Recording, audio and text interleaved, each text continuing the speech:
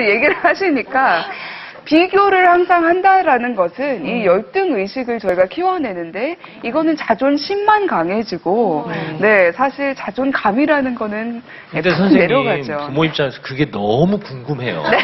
100점이 몇 명인지 그리고 걔의 점수가 네. 몇 점. 그러면 그거 물어보면 안 되는 거예요? 그렇죠. 그런 것보다 사실 이 유태인 어머님들이 유명해지신 이유가 하나가 있어요. 이제 아이가 시험을 보고 집에 왔을 때 저희들은 이제 몇 점 맞았니, 잘했니 이렇게 물어보시지만 그분들은 이렇게 물어보신대요. 시험지에 도대체 뭐가 나왔니?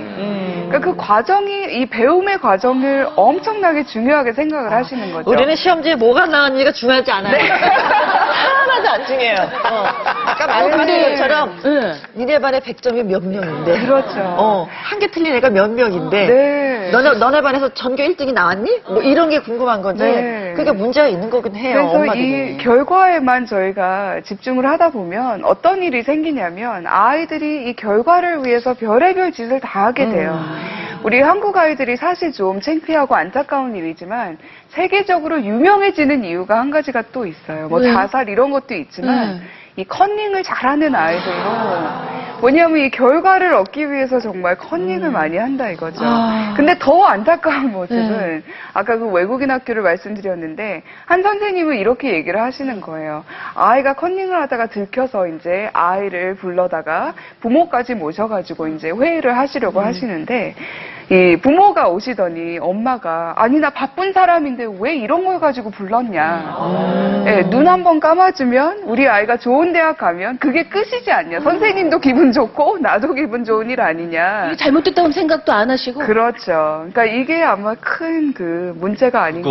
또 왜 부모님한테 혼날까봐 성적표 그렇죠. 이렇게 등수 칼로 긁어서 고치고 이런 네. 것도 네. 김지현 씨도 그런 거 해봤어요? 아니 뭐 제가 했다는 게 아니라 네 이런 것도 괜히 참, 반가우려고 네, 그러네요. 그렇죠. 그런 뭐 거죠. 답안지를 훔치거나. 예. 그래서 사실 우리 한국 아이들 중에 시험 보기 전에 화장실을 그렇게 가야 되는 아이들, 너무 긴장도가 높아서 토하거나 설사를 한다는 아이들이 너무 많이 있어요. 근데 사실 그 공부라는 것이 그 비교하지 않고 그다음에 경쟁하지 않고는 공부의 성과가 별로 안 오르잖아요, 사실은. 그러니까 예. 어차피 그 경쟁이라는 건 당연히 있는 건데 그 그렇죠. 경쟁을 하면서 어떻게 해야 나는 참 훌륭한 사람이다. 자존감, 네. 자긍심 이런 거를 더 강조시킬 수 있습니까? 그래서 저희가 준비했잖아요, 이거. 선생님이 설명해 주시면 그래요? 그거. 예. 결국 엄마 아빠의 입이 문제인 경우가 많아서요. 선생님이 이거 정리해 주신 거죠? 네. 자존감을 높이려면 이런 말을 아, 그래요? 절대 하지 마시다. 자.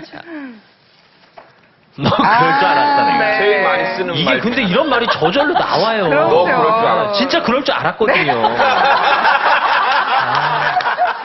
그러니까 이런 말은 사실 아이를 두 번 죽이는 일이에요. 왜냐하면 아이가 잘 못했을 때 이미 벌써 걱정을 하고 있고 실망하고 있고 이제 좌절돼 있는 상태에서 네가 하는 게 그렇지 뭐. 그치, 뭐 어디 아니면 가니. 네 꼬라지가 그렇지 뭐. 이렇게 얘기를 하시면 두 번 이 수치를 주시는 거기 때문에 아이가 오히려 정말 좌절하게 되고 자존감은 당연하게 떨어지게 돼 있죠.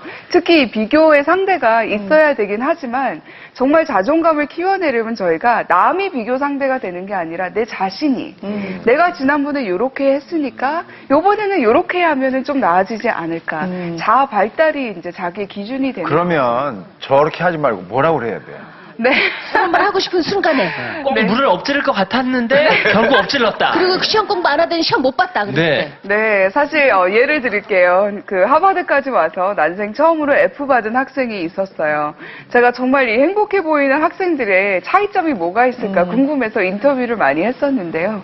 이 학생이 대학 와서 하버드까지 와서 F를 받았는데 너무 창피한 거예요. 예, 자기가 어느 정도 공부를 잘한다라고 이제 굉장히 정체성을 가지고 왔는데 다 남들이 너무 잘하고 일단은 그리고 뿐만 아니라 참 F를 받았으니까 창피하고 누구한테 이거를 좀 얘기를 하고 싶은데 창피하니까 얘기할 사람이 없는 거예요. 근데 이 너무 중요한 모멘트에 누가 생각이 났을까요? 엄마? 네. 엄마? 아빠? 네. 두 번. 이 친구가 아버지가 생각이 났대요. 예. 일단 이런 상황에서 아버지가 생각이 났다라는 거 엄청난 거죠. 네. 예. 우리 그래서 피하게 아버지한테 되는데. 전화를 해서 아빠 제가 F를 받았어요. 난생 처음으로 F를 받았어요. 막 엉엉 울면서 얘기를 했더니 이 아버지께서 이렇게 얘기하시지 않고 너 그럴 줄 알았어. 정말 자연스러우십니다, 박사님. 그렇게 얘기하시지 않으시고 참 이제는 너가 더 내려가려도 내려갈 수가 없겠네.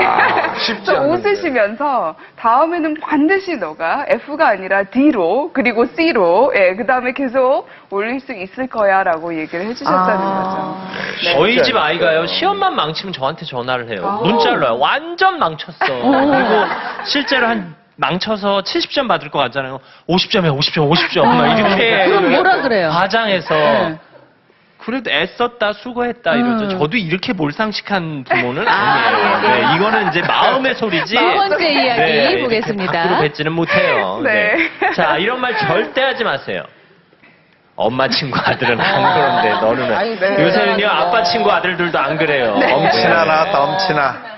네, 엄친아라는 이 단어가 사실 미국에서도 유명해지고 있는데 외국인들도 요즘은 잘 알고 있어요. 엄친아라는 걸. 그럼 네. 영어로 뭐라 그래요, 엄친아를? 네, 엄친아.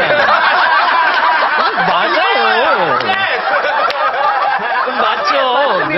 엄친아가 맞습니다. 네. 맞다니까요. 네. 근데 정말 이건 아까 말씀드렸던 그 자존심 키워내는 1위 방법이에요. 정말 열등감을 키워내시고 싶으시면 이렇게 하시면 돼요. 누구누구는 이렇게 했는데 특히 정말 아이에게 해로운 말은 내가 너를 위해서 다 해주는데 왜 공부만 하라는데 못하냐. 하지, 예, 엄마들은. 이 말이 정말 너무너무 부담감 느끼게 저는 하는 환자한테도 말이죠. 그러는데. 아니, 제가 다 해드리는데 왜 살을 못 빼세요? 네, 근데 사실은 그게 문제가 되는 게 아닌가. 저희 한국 어머님들 특히 유명하신 이유가 있는데 이 세이비어 신드롬이라는 게 있어요. 예? 구세주 구원자 신드롬. 세이브, 아이를 세이브. 다 구해주는 거. 12살이 됐는데도 밥을 안 먹을 때 저희는 어떡하죠? 뒤를 졸졸 쫓아다니면서 먹여주시고. 이렇게 까지 해야 아이가 공부를 할 수 있으니까. 예. 근데 사실 그게 아마 문제가 아닌가. 근데 저희 오늘이 부부 상담 시간은 아닌데요. 네. 저 부부 상담 좀 하나 하자고요. 왜냐면은 애한테만 저러는 게 아니라 그렇죠. 옆집 남편은 얼마 벌었는데 윗집 아저씨는 예를 들어서 차를 못 타는데 이것도 사실은 굉장히 스트레스인데 그 엄마가 아이한테 똑같이 저렇게 얘기하더라고요. 네, 그러니까 오늘 저희가 사실 나누는 대화는 아이한테만 적용되는 게 아니라 모든 어른이거나 아이, 사실 누군가가 나를 있는 그대로 받아주고 사랑해주기를 원하는 거는 다 똑같은 거.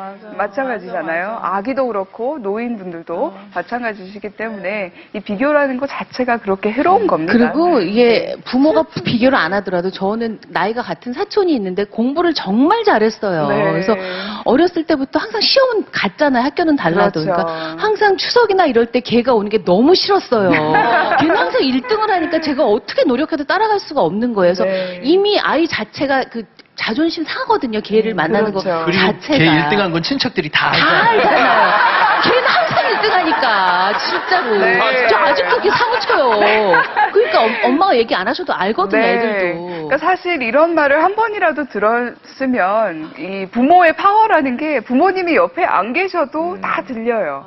목소리도 들리고 그 얼굴 표정도 다 보여요. 그래서 저희가 어른이 됐을 때도 다 아시죠. 예, 이렇게 잘못했을 때 어머머머. 우리 엄마 목소리가 왜 들리지? 예, 그 좀 안 좋아하시는 표정 이런 게 다 보이기 때문에 그만큼 이 어렸을 맞아, 때부터 가슴으로 다 느껴요. 네. 나도 느껴요, 예. 네, 맞습니다. 자, 조심하겠습니다. 네. 세 번째 이야기.